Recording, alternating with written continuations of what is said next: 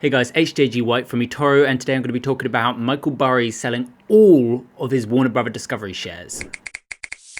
Now, because the SEC make funds of a certain size disclose what equities they have in their portfolio, we get an insight into the portfolios of the world's greatest super investors. One of those super investors happens to be Michael Burry, as featured in the 2008 epic film, The Big Short. Basically, what Burry has a knack for is cutting through the herd mentality and noticing true, unadulterated, intrinsic value. And he also has the ability, the know-how on how to capitalize on this knowledge. So that makes him someone that's really interesting and really worth following. However, the fact that we can see into his portfolio isn't necessarily that helpful to us, and this situation is one of the reasons why, because we don't actually get to see his trading. What we get to see is what he is holding 4 times every year. This puts us massively into speculation territory. So usually all I use super investors for is inspiration in which stocks to look up and do more research on. When I saw Warner Bros. Discovery in his portfolio, I did my own research and I decided that I liked the stock also.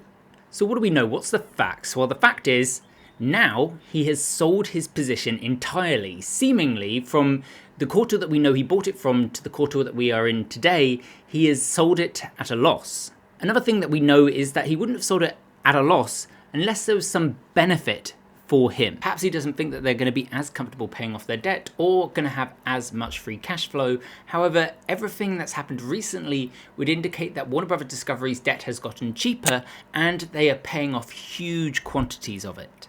Perhaps the NBA deal was a big deal for him, or he doesn't like the direction the business is going. However, that would seem odd to me because I don't think that we've gotten enough information to know that Warner Bros. Discovery its intrinsic value has measurably gone down. If anything, because the share price has gone down so much, the value of the position has actually gone up. So I personally, if I'm going into speculation territory, would go into option 2 or 3. Number 2 is that he has closed his position for tax loss harvesting purposes.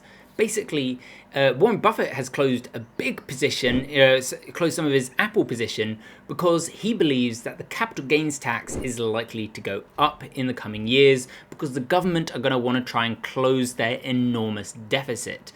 Well, Michael Burry might be doing the same thing. He's trying to take some profits on his capital gains. However, by closing his Warner Bros. Discovery shares, he can also take the loss that he has occurred since he purchased Warner Bros. Discovery, and he can take that loss off his gains. And all he needs to do is wait 60 days.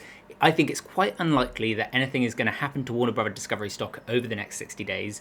And so he can just wait 60 days and then buy back into the position.